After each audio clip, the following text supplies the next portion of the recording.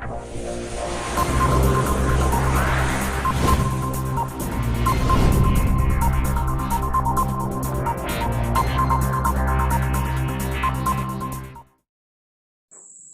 Dear student, आज मैं पुनः हाजिर हूँ आपके लिए एक बड़ा ही इंटरेस्टिंग चैप्टर लेकर के।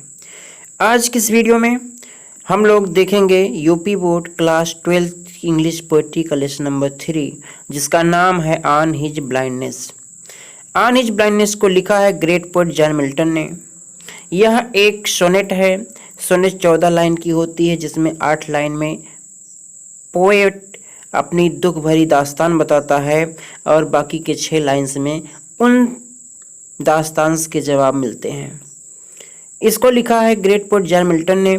जॉन मिल्टन एक बड़े अच्छे पोएट थे, लेकिन बड़े ही कम उम्र में उनकी आंखों की रोशनी चली गई। उन्हें काफ़ी पश्चाताप होता था।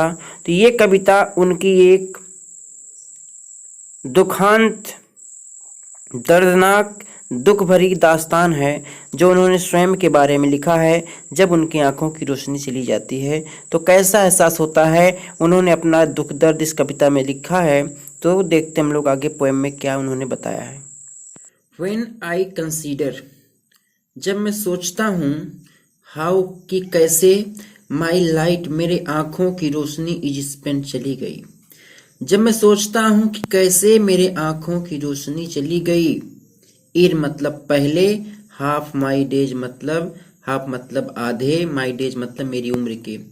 मेरी उम्र के आधे से पहले, मेरी आधी उम्र के पहले ही, इन इस dark world and wide. Dark मतलब अंधकारपूर्ण, वर्ल्ड मतलब संसार, वाइड मतलब विस्तृत। In this dark world and wide, इस विस्तृत और अंधकारपूर्ण संसार में मेरी आधी उम्र के पहले ही कैसे मेरे आंखों की रोशनी चली गई। कभी कभी मैं सोचता हूँ कि इस विस्तृत और अंधकारपूर्ण संसार में कैसे मेरे आंखों की रोशनी मेरी आधी उम्र के पहले ही चली गई। एंड दैट वन टैलेंट, और वह हुनर, वह गुण, विच इज डेस्ट टू हाइड, जिस गुण को अगर छुपा करके रखा जाए तो वह मृत्यु के समान हो जाएगी। यानी कि उस गुण का ह्रास हो जाएगा, वो कला खत्म हो जाएगी। वह कला जो मेरे अंदर पड़ी है, वह कला जो मेरे अंदर है, जिस कला को छुपा करके रखना उसकी मृत्यु के समान है, वह लॉस्ट मतलब होता पड़े रहना। लॉस्ट मतलब पड़ी हुई है। विद मी मतलब मेरे साथ। यूजलेस मतलब एकदम व्यर्थ। वह कला मेरे पास व्यर्थ ही पड़ी है, मैं उसका उपयोग नहीं कर पा रहा हूं। क्यों नहीं कर पा रहा हूं? क्योंकि मेरे आंखों की रोशनी चली गई। 2, फिर भी माई सोल, मेरी आत्मा, मोर बेंट अत्यधिक आतुर है। फिर भी मेरी आत्मा अत्यधिक आतुर है। किस लिए आतुर है? टू सर्व, सेवा करने के लिए। देयर विद मतलब के साथ, की माई मेकर मतलब मेरे परमात्मा। To serve there with my maker, मेरे परमात्मा की। फिर भी मेरी आत्मा मेरे परमात्मा की सेवा करने को आतुर है। And present my true account, और मैं क्या करना चाहता हूं? प्रेजेंट मतलब प्रस्तुत करना चाहता हूं माई ट्रू अकाउंट, मेरे सही लेखे जोखे का। मैं अपने गुण का कितना प्रयोग किया हूं इस दुनिया में आकर के, कितना लाभ कमाया हूं, कितना हानि किया, कितना लोगों की भला किया हूं, कितना उपकार किया हूं, कितना परोपकार किया हूं, उस कला के द्वारा मैंने कितना किया है, उसका सही सही लेखा जोखा मैं प्रस्तुत करना चाहता हूं। लेस्ट, कहीं ऐसा ना हो कि ही रिटर्निंग चाइल्ड, ही मतलब मेरे परमात्मा, रिटर्निंग मतलब मेरे वापस लौटने के बाद, चाइल्ड मतलब मुझे डांटे ना। कहीं ऐसा ना हो कि मेरे परमात्मा, मेरे ईश्वर वापस लौटने के बाद मुझे डांटे ना। लेखक ऐसा क्यों कह रहा है? कभी क्यों कह रहा है? तो बाइबिल में, क्योंकि जो ईसाई लोग हैं वो बाइबिल को अपना प्रमुख ग्रंथ मानते हैं, तो बाइबिल में बहुत सारी छोटी छोटी कहानियां हैं। उसी बाइबिल में एक कहानी बताई गई है कि एक गुरु थे, उनके 3 शिष्य थे। एक गुरु थे, उनके 3 शिष्य थे। तो गुरु ने तीनों शिष्यों को कई सालों तक प्रशिक्षित किया, उन्हें बहुत सारे गुण सिखाए। एक दिन उन्होंने परीक्षा लेना चाहा, तो गुरु ने अपने तीनों शिष्यों को बुलाया और कहा कि मैं कहीं जा रहा हूं, तुम लोगों को कुछ पैसा दे रहा हूं, ये पैसा लो और अपने गुण और हुनर के द्वारा इस पैसे का सदुपयोग करना, इससे वृद्धि हो, इसका ह्रास ना हो।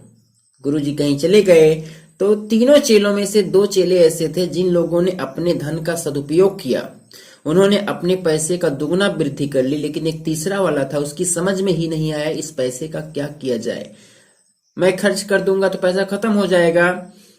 तो उसने क्या किया, अपने पैसे को जमीन में गाड़ दिया, उसका पैसा वैसे पड़ा रह गया।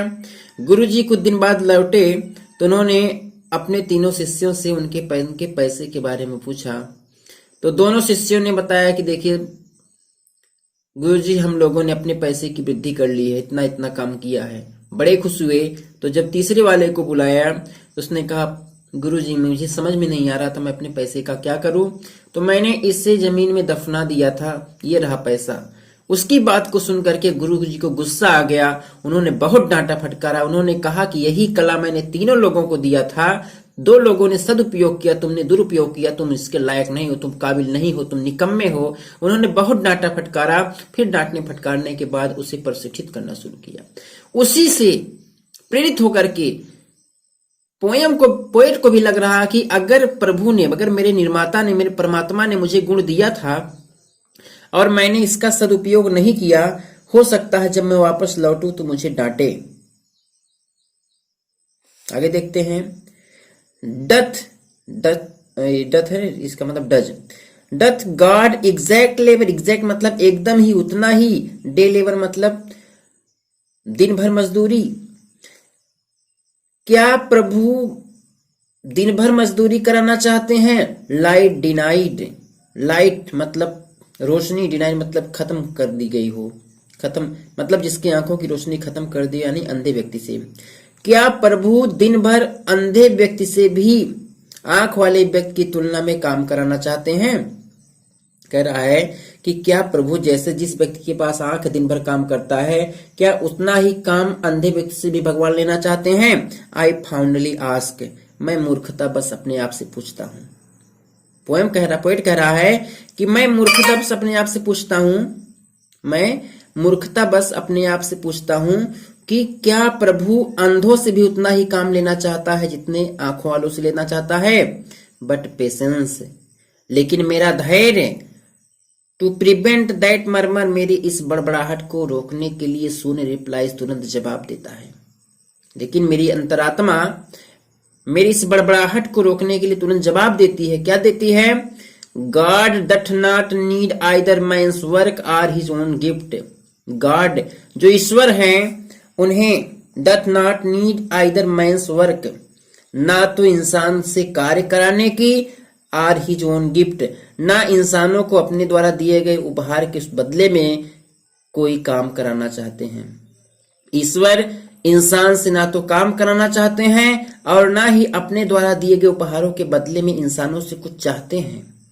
Who best bear his mild yoke, who best bear, who मतलब जो लोग, बेस्ट बियर मतलब अच्छे ढंग से सहन करते हैं, हिज मतलब ईश्वर के द्वारा प्रदान किए गए, माइल्ड ओक मतलब मुसीबतों को। माइल्ड ओक होता है एक जुआठा होता है जो बैल के गर्दन में पड़ जाती है। जब बैल के गर्दन में जुआठा पड़ता है तो उसके ऊपर मुसीबत आ जाती है, उसको जहां लेके जाओ वहीं जाना पड़ता है। तो जिस इंसानों के ऊपर जो माइल्ड ओक पड़ता है उसके ऊपर भी मुसीबत पड़ती है। कह रहे हैं who best bear his mild yoke, जो लोग ईश्वर के द्वारा दिए गए मुसीबतों का सही ढंग से पालन करते हैं, सही से सहते हैं, दे सर्व हिम बेस्ट, वही लोग ईश्वर की अच्छी सेवा कर पाते हैं। His state is kingly, his मतलब राजा, भगवान की स्टेट मतलब स्थिति, इस किंगली मतलब राजशाही है। ईश्वर की स्थिति राजशाही है, वो राजाओं की तरह रहते हैं। 1000 एट हिज बीटिंग स्पीड, 1000 उनके पास हजारों देवदूत हैं, उनके पास हजारों देवदूत हैं। And post and overlands ocean without rest, और वो लोग हमेशा ईश्वर की आज्ञा का पालन करने के लिए बिना थके ही धरती और समुद्र में दौड़ लगाते रहते हैं। दे आल्सो सर्व, फिर कह रहा है कि वो लोग भी भगवान की अच्छी सेवा करते हैं। Who only stand and wait, जो अपने आप को भगवान के भरोसे छोड़ देते हैं और इंतजार करते हैं। कह रहा है वो लोग भी, इस मतलब कवि की आत्मा उसको बता रही कवि को कि वो लोग भी भगवान की सच्ची सेवा करते हैं जो अपने आप को भगवान के भरोसे छोड़ देते हैं और इंतजार करते हैं जो ईश्वर करेगा वो अच्छा ही करेगा, अच्छे के सिवाय कुछ नहीं करेगा। यही लोग ईश्वर की अच्छी सेवा करते हैं। भगवान को किसी से परिश्रम कराने की कोई जरूरत नहीं है, तुम चिंता मत करो। यानी कि कवि की अंतरात्मा उसको धैर्य बताती है कि तुम चिंता मत करो, तुम्हें घबराने की कोई जरूरत नहीं है। तुम्हें भगवान सेवा नहीं कराना चाहते, तुम्हें डांटेंगे फटकारेंगे नहीं। मित्रों, अगर पोएम अच्छी लगी हो तो आप लोग मेरे चैनल को सब्सक्राइब करें, वीडियो को लाइक करें और अपने कॉलेज के दूसरे स्टूडेंट्स के पास शेयर करें। धन्यवाद।